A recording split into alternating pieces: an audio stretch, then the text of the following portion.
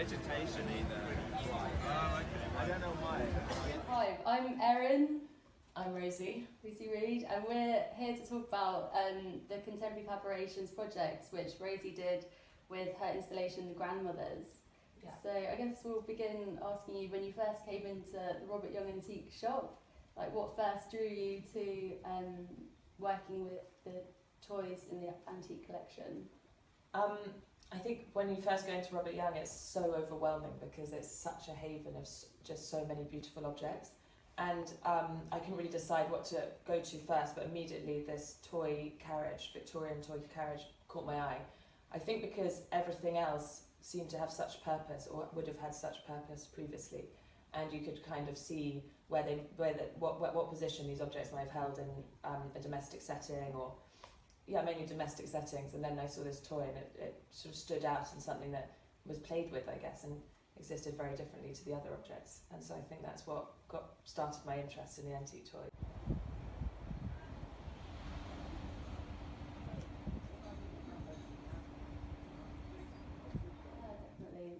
And I was going to ask about your choice of using the attic boxes to display the worlds that you created for these toys to exist in.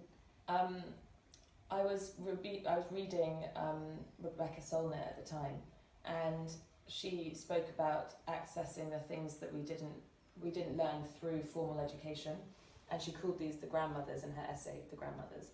And I think I thought about accessing those points of myself that I wasn't taught formally, and I thought about, and in that process I just thought about opening up attic boxes to areas of yourself that you're not obviously aware of, I guess.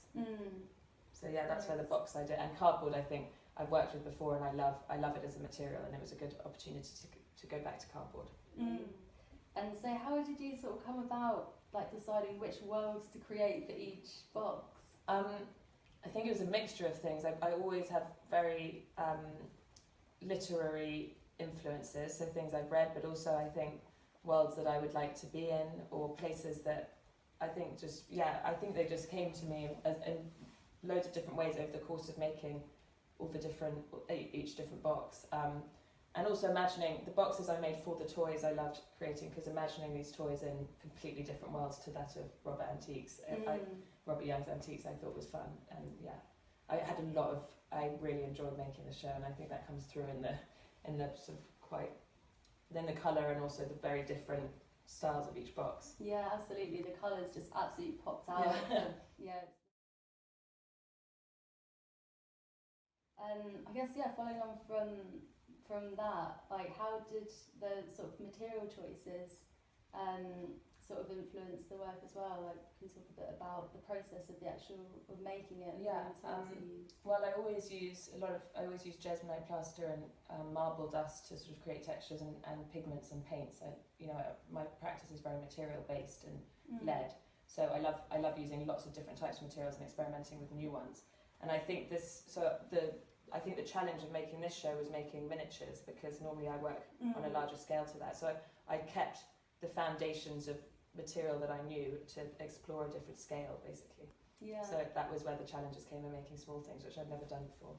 And we did a research trip to the Museum of Childhood, which was really fascinating. And also we learned a lot from Robert Young. We were asking him questions about the specific toys that you selected from his collection. Yeah.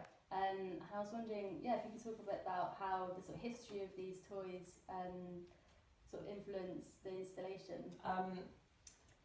I think that trip was amazing, and seeing Rachel White-Reed's Doll's House installation was a real starting point to the boxes as well.